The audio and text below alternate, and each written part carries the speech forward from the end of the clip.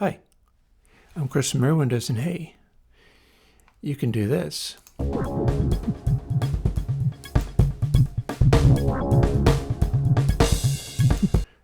Because this is Airwindows Inflamer.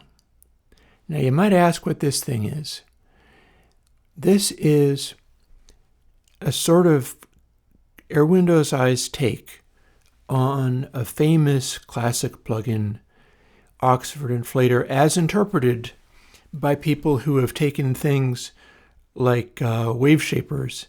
There was a guy that did an approximation of it with the waveshaper from Melda that let you write in algorithms. And they were able to approximate the behavior of the inflator very accurately. But this is not an inflator. This is a Chrisized version of it. So what we're going to do is look at what this actually is. And it is Airwindows Inflamer. You got drive, curve, and effect. Drive is not something that you want to really mess with this one unless you have to, because the thing about the inflator is that it's good at even harmonics. It's not a clipper. It's not a soft clip. It almost doesn't wear off loud peaks at all. Instead, it's doing variations on throwing a harmonic on, but not your soft clip or hard clip style harmonics. If you put curve all the way over to 1, which would be the equivalent of plus 50 on the actual inflator, this is actually a nice, very simple algorithm. And people go off about how, oh, this is garbage because this is this fancy plugin. People say it's such a secret weapon, but it's such a silver. The reason it's a secret weapon for a lot of people is because it is that simple of an algorithm. That's the strength. It's not a weakness. It's a strength. So what do we do in Airwindows? We take the algorithm and strip it down and simplify it, which is what we have here. Crank up the curve all the way, and it's like plus 50 on a real inflator. Drive is nothing but gain staging, meaning that you could make it be unreasonably loud, and it's never going to actually clip your peaks off, because that's not what a second harmonic does. Instead, it's going to soften and clip off half the waveform, and then extend and magnify the other half. And the whole thing is done with a smoothness that rivals my single-ended triode plugin, which also does a similar thing. So you can have your 100% second harmonic, which is also pretty aliasing resistant on the original inflator as well as this. Because if you only have a second harmonic, that's exactly twice the frequency that you're at. So you have to go over 10K even to get something that will alias. Any harmonic in your signal that isn't already over 10K, or if you're perhaps at 48K, it would have to be over 12K to alias at all. And if you're running the whole thing in a 96K system, then you basically have to be supersonic in order to get any aliasing at all. And not all of the sounds we record are supersonic, so it's pretty safe that way. There's reasons why this is such a secret weapon. It's very... We can also take it and do the opposite curve, and that becomes the minus 50 setting on the inflator. But you'll notice I have fiddled with the drive control. One thing you should know about this curve control and this drive control is that they are all set up using shifting of bits algorithms, much like when I had the bet shift pan, and I was asked, can you please give me a dry wet control that works like that? I have not. effect is basically a dry-wet control on the original plugin as well as on this Airwindows size take. It does not use that phenomenon, but Drive does. Got unity gain at the middle, and then we get a +6, and we get a +12, and a whole range of attenuations that are also stepped in that way. And effect does not operate that way because you might want to set up a sound with this and then give exactly the right amount added. But curve does operate that way. Curve operates in a similar way to bet, shift, pan, in that it attenuates the sides to nothing. And the middle setting, the pan law is the middle setting is both of the channels are at unity gain. So the way this one works is you can have the middle setting, which is neither plus or minus 50 on the inflator. It's meant to be a balance. And with that, you want to have your drive not boosting, or even perhaps attenuating if you want to not go into it too hot. The effect control does give you actual dry, so you could also do a massive boost and then use effect to only introduce as much of it as you want as a boost. But there's no good reason you'd want to do that because this is not a soft clipper. This does not restrain peaks at all. It is adding even harmonics. It is extending peaks on one side of the algorithm, one side of the waveform, and restricting them on the other. So you don't ever want to crank into it. You might want to cut back into it. In which case, if you throw your effect all the way up, now you've got no sound until you bring some in. And it has been said that one way to use this effect is to always crank effect up all the way and then gain stage the drive going in, which might have something to do with your curve being all the way to minus 50 or at 0, because that does have some effects that are a little bit like soft clipping, although they're really not. If you have it set up like that, you can gain stage into it and see whether that will make things sound right, and then blend it with dry in whatever way you like. But the important thing about the way that the balance works on this, the curve works on this, is that since it is acting like the bet,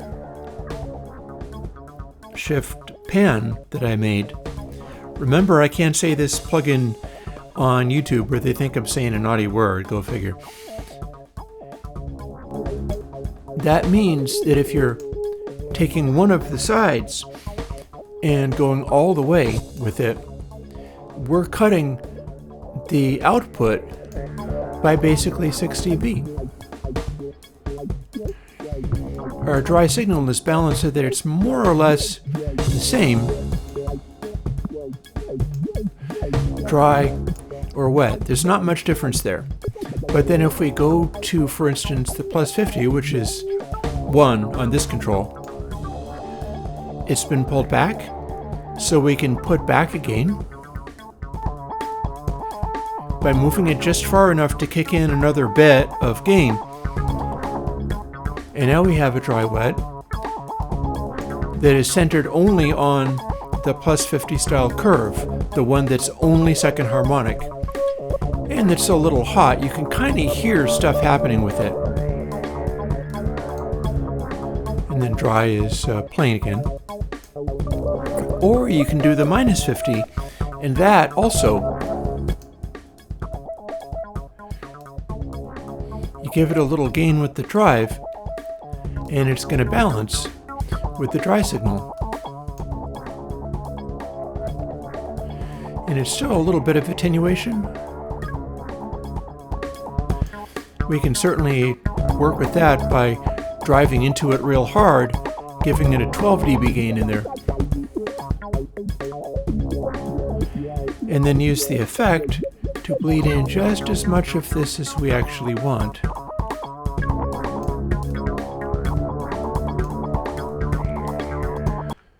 And there you have it.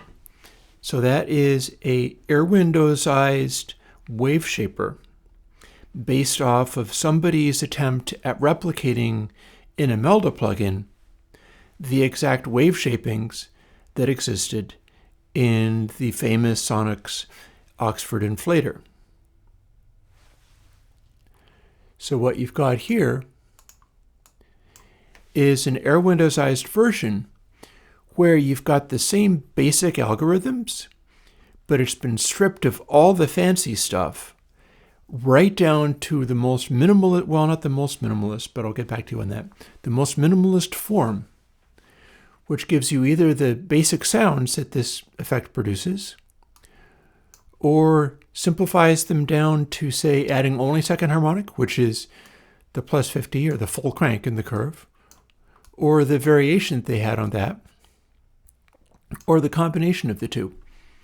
And the drive control is using that stuff that I keep making plugins around, where it's not giving you a finely gradiated change. Treat it like a sort of, if you had one of those stepped inputs on a mastering grade controller where it would not give you a potentiometer, instead you have these precision resistors in an elaborate gold-plated switch.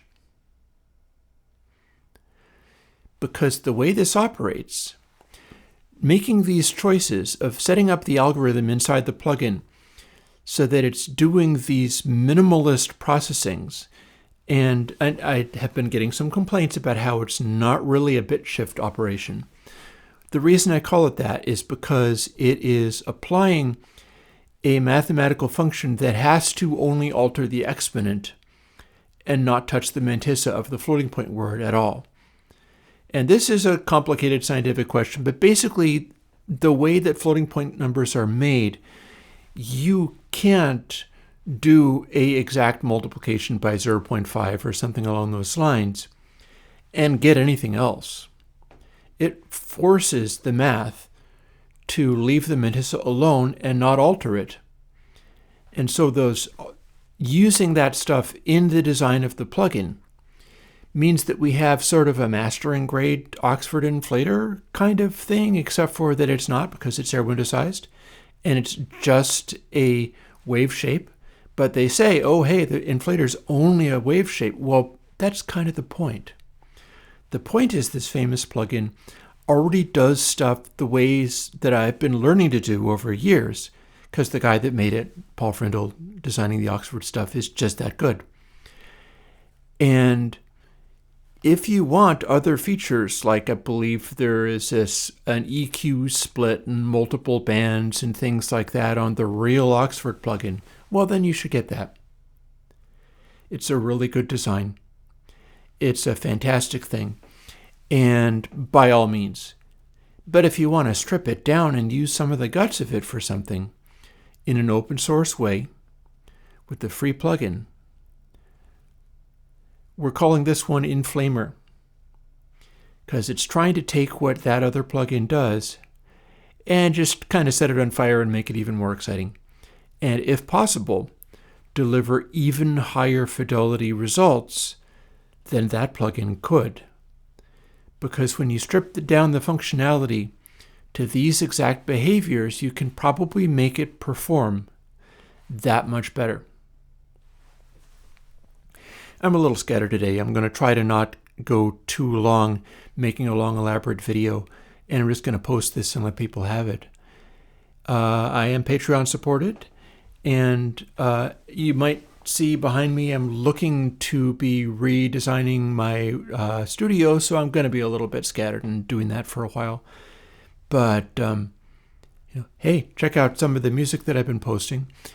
Colin Benders did a jam recently, and while he was in the middle of that, he went, oh, hey, this track that I just put out, Prignalia, Here's all the stems, knock yourself out, while he was streaming.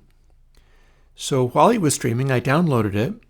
And since I have the new wonderful fiber optic internet, it dies occasionally, but never for very long. And I might, if that keeps happening, I'll ask them to fix it. And I was able to download all of the stems for this track in the zip file that I was given while still watching the other video. It's nice. That is a cool thing. And so I couldn't help but load them all up in Reaper while watching this video and starting to do things like, oh, what can I do if I lay drums over this or bass or whatever? And the following morning, I had a track to supply, and it is on my channel. It's the most recent one, short of this video. And yeah, interesting times heading into fall and winter around here. I will talk to you later. Bye-bye.